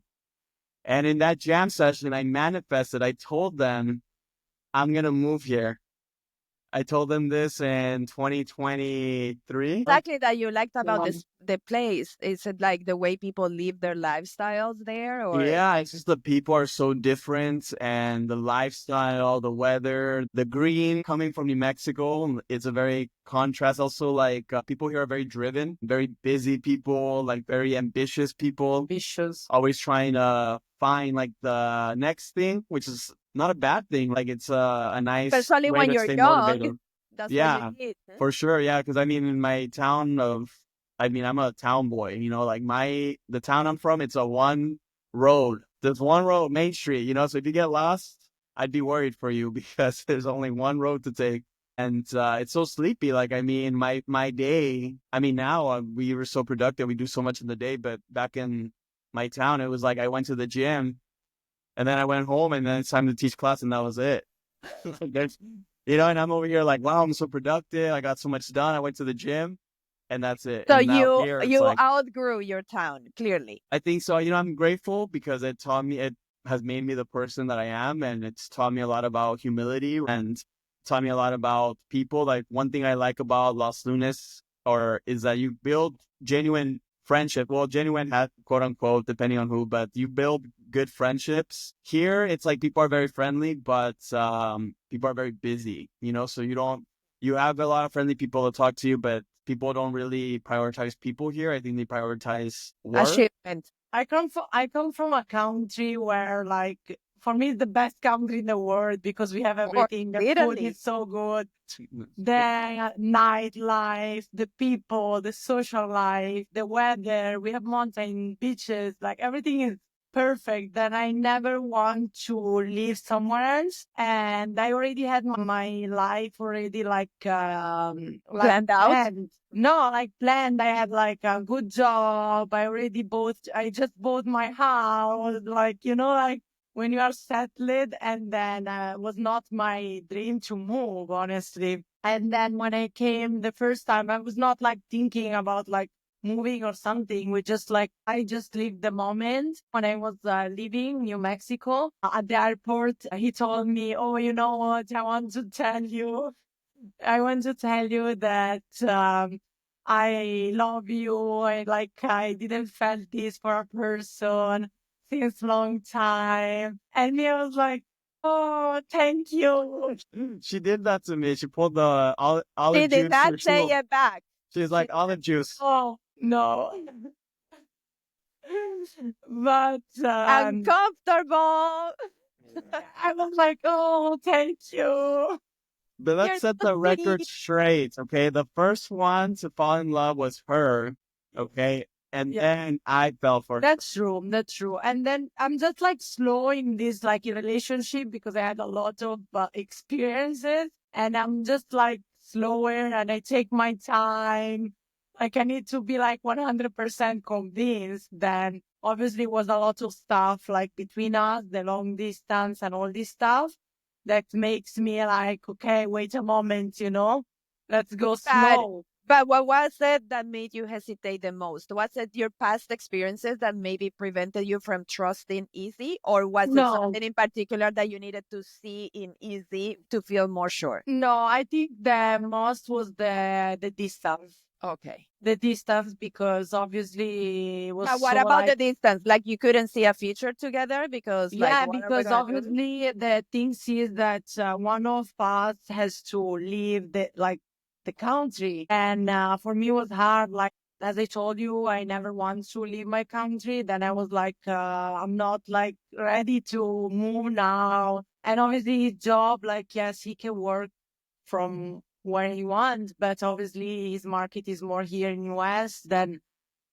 he can't like leave US and then like after like 1 year and a half going back and forward and video calling and meeting him. I was like, you know what, I'm done, I move. Take me. Yeah, but when we decided that I was the one moving here, I told you, okay, I move, it's fine. Like I live my life, I quit my job and everything, but not in New Mexico. That was the Like, condition. no, no. Like I come from a really green country, like an outdoor country. I can't live in a place where it's everything is brown and everything is indoor. Like for me, it's like I want to go out and have like a Besides, dinner outside. Italy is so alive. Like to go Yeah. to a place that is more dry and kind of dead, like that is like suicide for you, of course. No, no. Yeah, I you're was like, I can't. Like it's cool to visit one time, but to living, no, because I really like walking outside. I'm super like a fitness person. I like workout and this stuff. so And right now, when he proposed San Jose, you agreed? Did you like that idea? yeah, like one, like I told him, like for sure California. Who doesn't love California? Because it's for me like here same of Italy. Like it's super green. People are super healthy. The food is so good. Like there is everything here. Like if you want to ski, you can go to Tahoe. If you want to surf, you can go to Santa Cruz. Like everything is here and is so like green. And then the option I give him, I was like Florida or California, and also where there is big airports, because where there is a big airport, I can go back home easily. Because like Florida has Miami has a big airport. Here there is San Francisco, LA. That is more easy. And he always wants to leave California. Then he told me, "Let's go in California," and we decided this area. And then he came to help me with my luggage in March. Was March? I'm gonna propose to him. Yeah. And then he surprised me proposing. I didn't like. Okay, think that was gonna be my question because Yeah. I see this video that obviously it reached millions of views on Instagram. It's gorgeous. It's like the perfect proposal. It's beautiful. Clearly, it was very planned, even with drone and everything, because there's an Yeah. air cam. So it's like way too Instagrammable to be for real. So my question was gonna be, was she really like clueless about it? Was she Yeah. really surprised? I was really surprised. To be honest, didn't like drone. I was surprised with the drone. I didn't even know there was gonna be a drone. Like I hired her friend to photograph. That's honestly the photo. Like the way this worked was I planned this with one of her Zumba friends. Her name's Julia. And I reached out to her and I'm like, hey, you know what? I have this idea. Like, I want to propose to Suki. And like, she was super excited about it. I'm like, but I need somebody to help me like plan like this idea that I have in my head. Cause I always pictured this engagement. Like I had like violins in my head. Yeah. And like, I wanted to do it in this way. And then they started adding like the whole like, will you marry me? The photographer, I don't remember if it was my idea. Honestly, I don't even think I asked for it. But she was like, hey, like, how about we get Suki's friend who's a photographer to come and take pictures? And that surprised me that they brought a whole drone for this whole production. So they practiced the holding the will you marry me? Because I was like, they had to practice to make this happen. They didn't practice like I mean that was like in the moment. That was like the first time that they did it. But the way that I got to propose to Suki was I was super nervous because I went there. I had already bought the engagement ring prior to going, so I had it with me in my backpack in this really secret compartment that I have, and I almost had a heart attack because Suki. I got there and I left my luggage and I went to a shower because, you know, you're in the airplane all day. The first thing you want to do is just shower and like get off your clothes that you've been traveling for hours. You know how that Especially is, because right? she's your girlfriend that you went Yeah. ahead. So I'm showering and it's What's he do with organization in my house? Then if there is something in not the correct place, like I'm really like look like a museum, like everything is the correct place, symmetric, that I saw his backpack in the entrance. I was like, why your backpack is still here? And then I was like, let me organize you inside because he had like chargers. And I was like, while you are showering, I take you off the chargers and And I everything. think she had shown You me while I didn't was find it? showering. How did I tell you? I freaked out. I forgot what I told her. Yeah, he told me, no, I do my own stuff. Don't worry. Yeah. But and he had this like crumble cookie because I back in the days now I hate it, but back in the days I was really loving crumble cookie because it was a super American things, and he bring me this one and was in the backpack, and I was like, then I can take my cookie and this stuff, and he was like, no, I need to give you something or like I don't know how he did it, but I was like, okay, maybe he don't want me to touch his thing. And I opened the backpack, but I didn't see it because I opened the section where the ring was. I really like, Wow. I That was didn't see a nothing, close like one. nothing. I got super close. It was a super mega close one. It would have totally ruined the whole thing. Totally. And Yeah. Suki would be the one who would have felt the worst because she ruined it for herself. Yeah, I will I feel did. super bad. I will It like, would have been horrible, of course. Oh my And I God. mean, we already had Yeah. like this whole thing planned. The violinist yeah. had already charged me because they had to memorize the song. Because it's a cover of Amor de mi vida by Maluma. So if Huh? you hear, I don't know if you caught that, but I dedicated that song to her. So the song, they learned the song just listening to the music, and they learned it so that they can Oh, play. wow. Okay. Yeah. And So when was this proposal? The next day after you no, it landed was like or the a few days after, and I think it was like the weekend. I think I got there like a Monday, Tuesday, something like this, and it wasn't gonna be until like the weekend. I think Saturday or something, Saturday. right? Okay, Saturday. so Was a what did you Saturday. tell Suki? Let's hang out with your friends. No, Let's Yes. go. Okay. So That's the good story because I'm a person that kept everything. It's really hard to surprise me, but really hard because I kept everything. I don't like it. This thing of me, I don't like it, You but have the spy paranoia. I You don't know. have to find I out. just like feel things. And obviously my friends know that and they're like, we have really to find something to be careful. convince her because if like you tell her just let's hang out, she will be like, why you like I'm the one that Why with organized everybody? everything. Of course. Yeah, like I would be like, Suspicious. why? You know? And then what they did was a Saturday and my friend Alessandro, the same one, he had a class on Saturday in our gym where I used to train. And he told me, you know what, I want to do a Zumba video with Izzy since he's here. And I was like, yeah, sure. Then you can publish something on your Instagram with Izzy. That would be cool. Let's do Saturday after your class.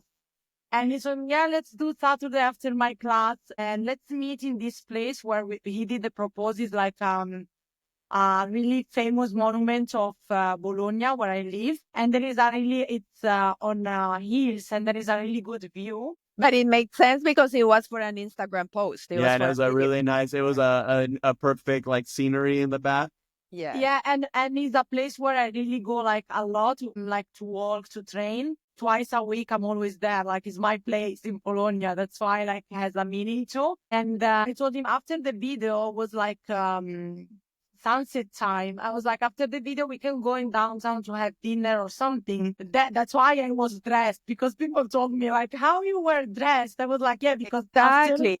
Right. All after- my thoughts. after And we like were she going to was dinner. dressed for the occasion, then she was not surprised. She knew this was gonna happen. No, in the beginning, they thought about making me walking in this place because I usually walk up to these hills. I hike on this hill, but he told them, Suki will not be happy to do picture with her gym clothes. Yeah. And it was really suspicious because like for the dinner I had to tell her to wear something really nice. I never tell her that like because she always is nice, but I was like emphasizing because I think she wanted to wear something like not as nice. I was like, no, wear the nice one. Like, Yeah, and I just put these earrings like really nice, and he told me, why you don't wear them today? I was like, I'm not wearing that one. Are important. Why I have to wear them to go for dinner in my city, you know? And I was like, why is telling me this? But wherever, you know, in the moment we were in a rush and I didn't like even realize. But anyway, so go back to the story. And that we planned with my friend Alessandro to meet him there. And then I drive Izzy to this place, and I already dressed for the dinner after because we were going to have dinner. We parked, and I saw Alessandro in his Zumba clothes, and Izzy was in his Zumba clothes. And he did the same thing he always do. He ironed his t-shirt because it was a little bit wrinkled, and it's always perfect. And he was like, I was like, nobody will see it. No, I iron. He did the same thing that he always do. He didn't do nothing like weird. And he was like, normal.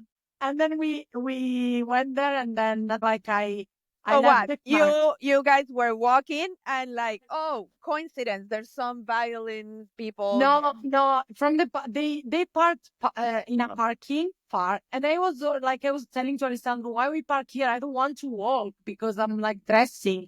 High Let's park heels, yes. closer. But on Saturday, this place is busy, and I was like, you know what, whatever. Let's leave the car here. And then I went we went like walking to this place, and then Izzy told me, oh, wait a moment, I forgot my phone in the car. And This was all part of the plan, of course. it was part Okay. of the plan, but And you stayed. This part of the plan was when I go back to the car to dress into my proposal clothes Of course. and get the ring from the backpack, because we just got down with nothing. and Zumba club. We needed an excuse to get back to the car. Otherwise, like how But do she I dress? stayed with Alessandro. And That's the thing was hard for Alessandro because I know that he is not from there. And I know that he don't know like the whole like place where we were. And then I told to Alessandro, you know what? He told me I'll go fast and I come back. And I told to Alessandro, we wait for him here because he will get lost. And Alessandro, no. But the problem of Alessandro that he was nervous. Yeah. Like I felt him, like I really know him so well. And he's my same sign. I was like, why is so, like I felt his energy nervous, like really nervous. And I was like, why is nervous? And he was trying to tell you to go somewhere else. No, he was like, let's go. And he touched me like he's a person that never touched people. And I was like, he touched me and he's like, let's go to see the lights and already finding the spot where to do the video. Then when Izzy come, we are already ready. Then we do fast because the lights will be dark soon, no? Okay. And I was like, yes, but Izzy don't know like these monuments. He will get lost. And Alessandro, it's fine. He will call us. And I was like, no, because there is no service here. And Alessandro was like, let's go. Like, it was so hard for him. I felt so bad because he didn't know what to do. So He you was were like, a little suspicious.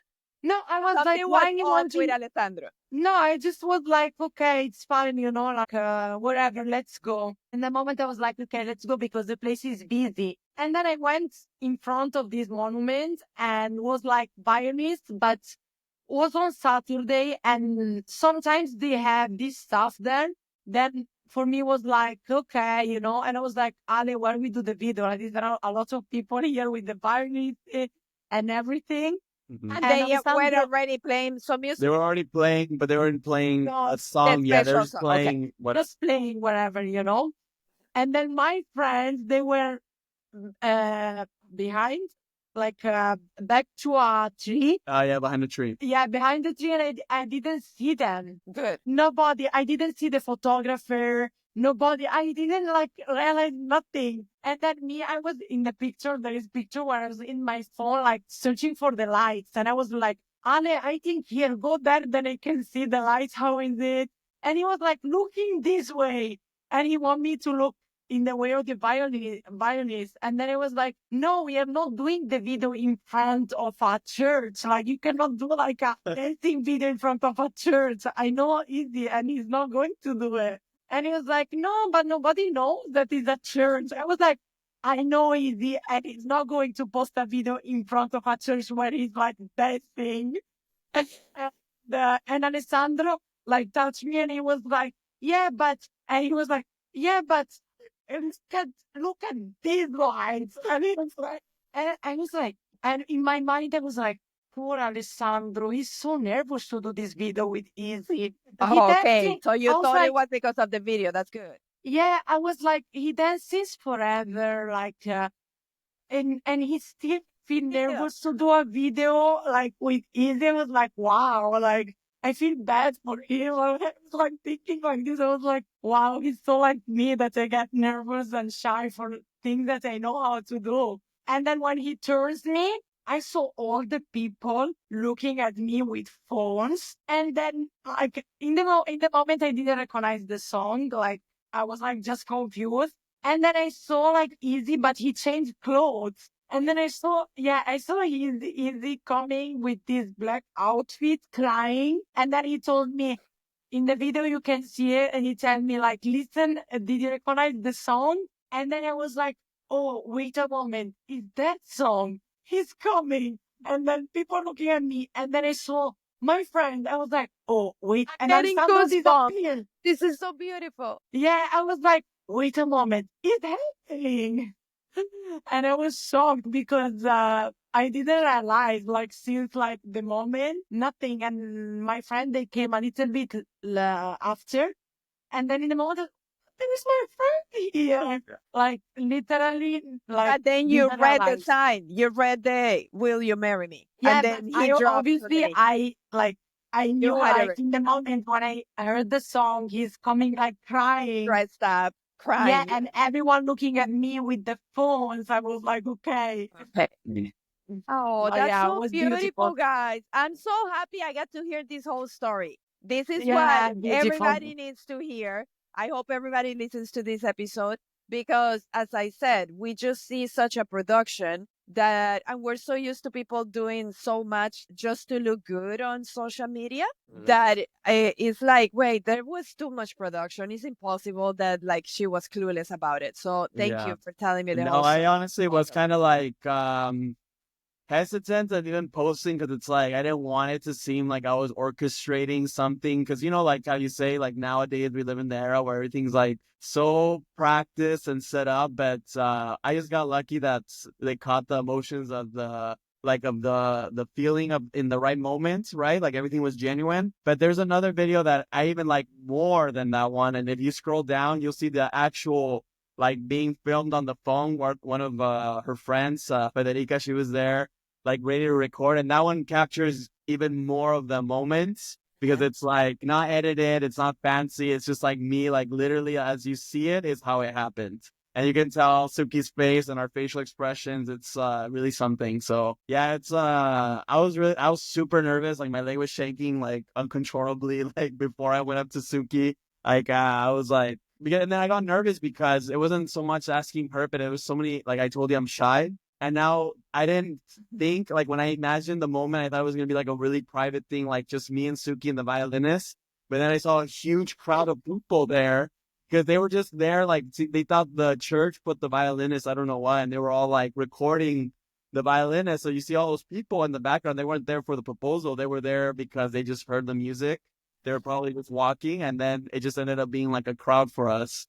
But honestly, everything, I'm kind of glad they were there because, they cheered us on, like when I took out the ring. And then like it was sunset, like everything was just, Was just like perfect, honestly. yeah, it was the It, perfect no, it moment. was so perfect that it looks like almost staged. Yeah, it looks like fake because it was so perfect, but honestly, like I didn't realize since the moment when it happened and was like beautiful, like was a shock for me. Gorgeous, of course. I got goosebumps just listening to this story. This is so Yeah, beautiful. no, it was Which beautiful. which I didn't get it because I have my skeptical mind just looking at the video. And I think the drone camera made it more Hollywood style, right? For sure. Yeah, I didn't even know there was a drone. And then, of course, like after, so some of the takes, just to be honest, like some of the takes that you see like at the end are like with the drone, like, okay, do it again because Oh yeah, they don't fly the drone like as you're doing it because you don't know how the moment's gonna play out, right? And the last romantic thing that you want is some drone being here as you're like proposing. So like what happened was she was taking the pictures of the some of the moments on the video, but when you see like the drone photos, that was after the proposal. Ah, So okay. after the proposal, they're like, okay, everybody get like in a line. Z walk here, so they do that just for production purposes. but just like that 10 seconds. Yeah, but it's like just like little bits of it.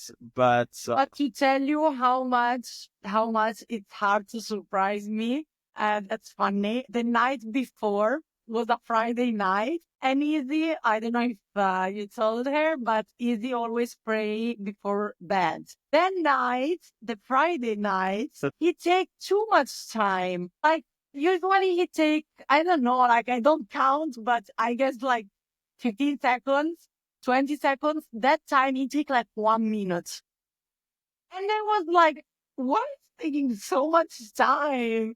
And then when he finished on the on play, I was like praying for, and he was like, no, it's my thing. I don't want to tell you. And the day after, he told me, it's crazy that you cut even when I was praying that everything like Yeah. go like in the correct way.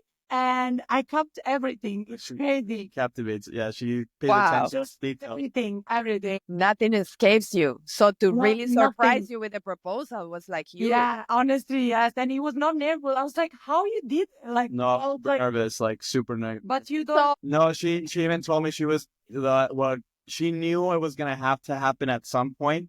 Yeah, but not in that. I didn't like realize that would happen in that moment. And in May, he went to do an Asia tour, and I planned to go with him for 1 month in Asia. And I was thinking that probably, Asia, we were going in like super wow places. I was like, probably will happen there. okay. Yeah, I was like, maybe will happen, I don't know, in Japan, because his dream was going to Japan, maybe in Tokyo, maybe like Thailand, you can So you organize saw it stuff. coming, not in Italy.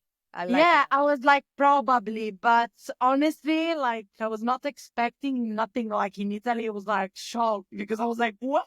Yes, mission accomplished. Yeah. Yes. So are you guys planning on having kids soon after the wedding? We don't know yet. It's definitely. But do you want listen, kids? I would love kids, yeah. How Yeah. about But I you, want to Sue? bring kids like if I have like if I can give them a means of like a really comfortable and Yeah. nice life. Like I don't want to bring kids and be struggling and like not have enough to give them like the life that I would like them to have. Okay, It- on that it- on that note, may I give you my piece of advice based on my experience? I have one son. Yeah. No. Okay. Once you have a kid, you become unstoppable because you have no choice. You already have the kid. You will do anything. You make it happen. You're going to provide. You're going to become more successful. You have a stronger driving force because you already have the kid. When you postpone it to wait until you're there, then the process may take longer because you don't have that. When you have a kid, it's survival mode. You better make it happen, right? It's But true. when that driving force is not that strong, then it may take longer for you to make things happen and arrange everything. And things are never going to be perfect anyway. So if you want a That's true. family, just go for it and you'll make it work. That's true for sure. Like a motivating factor. Yeah. And how come you guys never contemplated Izzy moving to Italy? Oh my God, who doesn't want to live in Italy, Izzy? Yeah, but unfortunately, like my problem is that I spent my whole life investing skills in this career path. And if I go to Italy, like I know my colleagues, they teach 5 classes a day, and I still make more in an hour than they do teaching those 5 classes. True that. I mean, unfortunately, it's not like here, like what I'm saying, like growth mindset. I guess that's all like kind of privilege because we live here in the United States. But in Italy, like if you don't have like some sort of big business or you don't come from money, that's really, really hard for you to be able to make a nice living, like versus living here. So it's a problem. It's a trade off. Italy nice for a social life to have a life. Honestly, I could see myself. Yeah, opportunities. If you want opportunities, America really is the So best. Suki, do you still have your house in Italy or you sold it or you rented it? Or No, I still have it.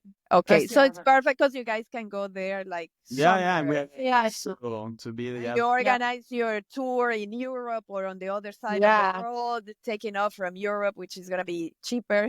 Yeah, that's true. For sure. Yes. Yeah. Oh, that's amazing. I love it. I love this love story. This is beautiful. Oh, Thank you. Thank you. thank And you. okay, so but I have one more question regarding this relationship because Izzy, you're a very good looking guy. You've been in the Zumba world for a long time, traveling the world, teaching master classes, and jam sessions, encountering beautiful looking girls like Suki. What was it that made you feel the click with Suki when you have seen hundreds or thousands of beautiful looking girls all over the world? Had you dated other girls the same way that you met them the same way? That's what my question is always that one. Like I always tell him, you never like met someone when you were like working, or I don't know, like there is so many girls, like you Yeah. never met someone or you never date someone in like in the Zumba world. And And the answer is Like, I always found it weird to like, even when I wasn't a jammer, to like date your students type of deal, or even like Zumba instructors. I just feel like it's kind of like, I don't know, kind of, I always felt weird about, yeah, like, am I like an instructor, like, even if I like them, like, it's just like I'm like professional wise, it just felt like really icky territory. so. Wait, I you honestly never dated a student or a Zumba instructor? Well, I dated a student once, one time, but this was back way back then.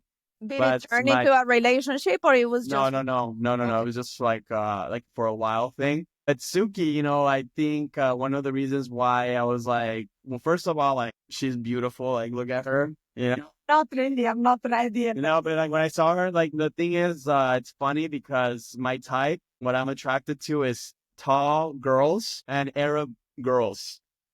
And I don't know why, but I like, even like back in high school, I remember I used to have this huge crush on she's my friend now, but she's like this Arab girl. I didn't know, like, back then you don't know anything like Arab or whatever, but she was like always super attracted to me. And I was like this girl's so like different looking. And then I find out like I like Arab girls and tall girls. And then Suki, I see her, and out of all the girls there, I'm like, they was just drawn to her. And because she's tall, like she's almost as tall as I am. We actually wear the same shoe size. Oh wow. And then she's like different. She looked different, like from all the girls. Like, yes, Italian women are very, very beautiful, but there was something about Suki that was just different from everybody else. And then I was like, who's this girl? Like, she really piqued my interest. And I guess Because I'm Arab. You yeah, are? You're yeah, also she's Arab? Arab. Yeah, she's from Morocco. Yeah, I'm 100%. My parents are from Morocco. I born in Both of Italy, them. but I'm Moroccan. Yeah. Oh wow, there you go. You found your girl just in another Yeah, I country. found his Habibi. yeah, Yeah, and then exactly. at first, But obviously, like, it was like the looks that attracted me to her, but then honestly, like, one of the things that impresses me a lot about her is how intelligent she is. I mean, she is super mega smart, and like she knows, Yeah. yeah, she knows 4 languages. She's just smart. Like, and you don't really see that. You see a lot of pretty girls, but they have like nothing to offer. Whereas Suki, she's very beautiful, but she like knows a lot about a lot of things, and she's very, very alive. So. Yeah. It's so Suki, do you Smart. believe him that this was the first time he asked a girl out after a master class? Yeah, I believe him because you know what? Everyone in the world, everyone was just asking if he was straight or not because they never saw him with nobody. Like they were like, we never saw him with a girl or with someone else. And then I believe him because like everyone was shocked because nobody knew. Then I guess he never went out with nobody because Well, otherwise I people have would know. a similar story. My boyfriend, we've been together for almost 9 years, and I met him when I was doing one video for Zumba because he owns the biggest TV and filming studios in South Florida. So Zumba rented, they didn't have their own studios back then, so they rented his studio to film Zine Volume 43, which I did that one. So he entered the stage where I was filming the video for Zumba just because he was checking on all the productions that were happening at his studio. And then he saw me dancing. I was dancing Take On Me. It's a samba version of Take On Me. And then because he loved that song, he turned around and he stood there looking at me dancing to that song. And then he came back later on to meet me. And then he asked for my name and he asked, but I had left already. So he asked everybody, how can I contact this girl? And they told her, the production team, they told her, well, look her up on Zumba.com. You find her as an instructor. Her name is Maria Browning.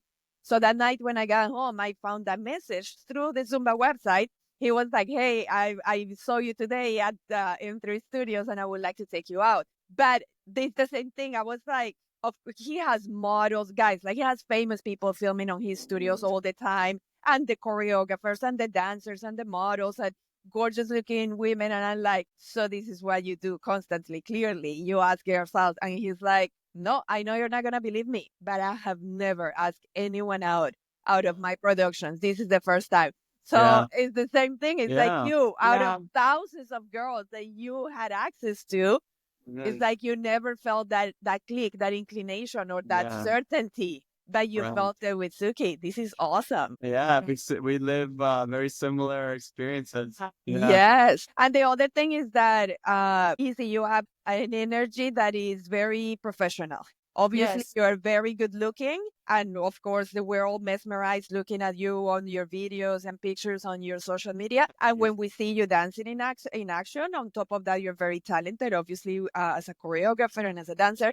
But your energy is never a flirtatious energy. Yes. Mm. Yeah, Never. that's another thing. Like he's always Yes. like super professional. Even when I go with him, he's always even if I'm there, sometimes like he's like so professional that he's so like cold, and I'm like, okay. Thank you so much. Yeah, I just, like I said, like I'm here to do what I love to do, and I want to always transmit the right energy, right? And sometimes I'm a little sexy with the moves that I do and things like this, but that's But there's a okay. Like I difference. want to tell people that it's okay to be sexy and do these moves, and it doesn't mean that you're trying to seduce, right? It's not like that's not the goal. It's just it's a way to bring confidence to your classes, to your students, which we all need that. Like I think a lot of people think that they're not sexy enough, they're not good looking enough, and they are. They just gotta you just gotta find that person that brings it out of you, right? So that's why I always, do that, but in a professional way. So thank you. And Yes. thank you for that observation, and I appreciate that. Congratulations on accomplishing that, because it's not easy, especially when you are such a good looking guy. Thank It, you. it can be Thank you. I taken in a appreciate that. different way. So, my last question, because I know you guys have been very generous adding Suki to the episode, which is Yeah. awesome, and Wow. with all Thank your you. time. I've Yeah. heard, DC, that you smell very nice. Ooh, And from good. I don't know. I have my sources. So I Yeah. want to know where is Honestly, it that you I get your always tell perfume, you. your cologne. What kind of cologne is it that you wear for people to say that you smell so good? Okay, first of all, I want to say I'm surprised someone said that because I really thought I stunk most of the time. It's not because I'm not lying to you. I really think like as soon as I finish a jam, like, no, my gosh, I you think so bad. go. I'm always like scared to approach people after the jam because I'm like 100% certain that I stink. But I So do use what is it? I use a clone, but it's the brand is Dossier, and it's like it is an imitation clone. But the reason I use these ones is because they don't have the alcohol that the brand ones have. So if you try to, like, for example, if I use the Aqua de Gio and I put that on and I go teach my Zumba class, my students are gonna pass out because it's so strong. But this one is like the imitation of Aqua de Gio. It's the lime, and So then I it's have the diluted. pineapple. Yeah, it's called lime. Dossier lime, and then Dossier pineapple because it's like imitation of the YSL Saint Laurent clone. And I mix those two. And so like what it does, it gives it like a nice fragrance, and then like it doesn't overpower. So people can't smell it unless they're really close to you. Oh, wow, this is an excellent trick. I need you to Yeah. send me pictures of Check it both of out. Yeah, like these, I think a lot of and then people I put the maybe information. for sure. Yeah, I think a lot of people shy away because they're like, oh, like it's like honestly you can get it at Walmart. I would actually be careful if you order it online because what happened to me is they have like this really bad practice. The only thing that makes me not want to order from them again was I ordered. But when you check out, they add a bunch of stuff to your cart. So you got to be super careful because they added like an insurance, something like, then like a donation to something like my order for like 2 clones was like $30-$40. I'm like, oh, they subscribe you Oh to my, automatically. So if you can't get it at Walmart, you can get it at Walmart, and you don't get any of that practice, those bad practices. But yeah, you can check it out. It's really nice. People would probably shy away from it because it's like, no, I want the real stuff, which is great. Like that, the real stuff, use it when you go on a date, right? But if you're teaching Zumba classes, you put this on and like it doesn't overpower, doesn't get your students all dizzy because I don't know if you've ever tried using like the actual brands, but it's too much sometimes. So it's a I nice love balance. this trick. This is Yeah. excellent. And I haven't heard any Zumba instructors recommending what particular cologne, not to overpower or get people super dizzy, but still be able to smell clean. and pleasant. Right. Yeah. Yeah. You smell super clean. It's like a nice refresher. Doesn't overpower. So yeah, check it out. I think you're gonna really love it. Amazing. Thank you. Okay. So lastly, if people want to register for your jam sessions or they want to have an experience with you, where can they find all your listing of master classes, events, all kinds of things that you do? So they can sign up for my newsletter, and I'll be adding that.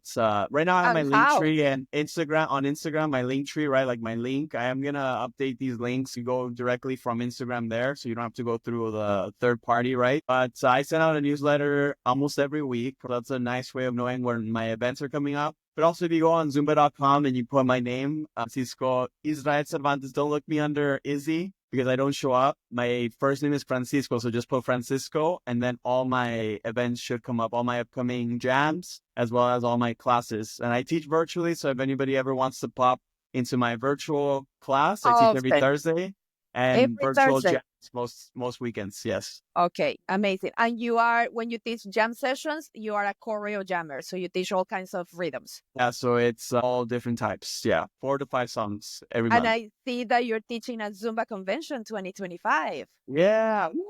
Yeah, so I'm super excited about this. So it's going to be my first year presenting at ZaneCon. So super, super excited for this opportunity. I'm going to be doing the mega jam session alongside Mauricio, Magali, and Karima. And then I will That's be on doing Wednesday.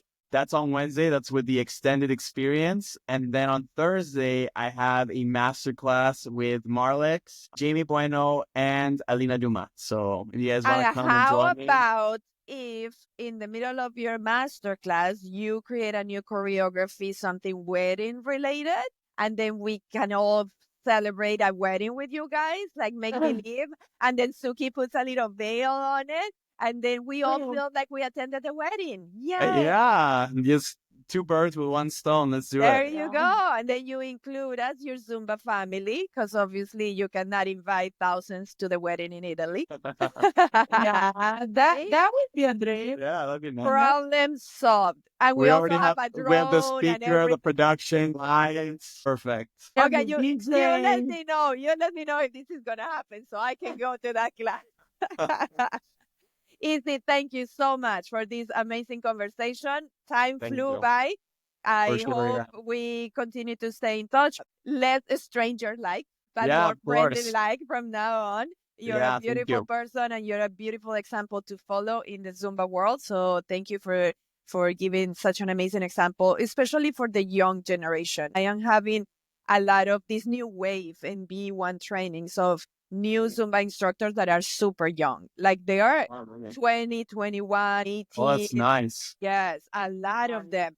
And you are the perfect example for them to look up to see how to make it happen. Because, you know, at that age, and maybe they just graduated from college, but they don't have a job. You know, you come back with your degree, but you don't know how to start your real life, your Right. adult life.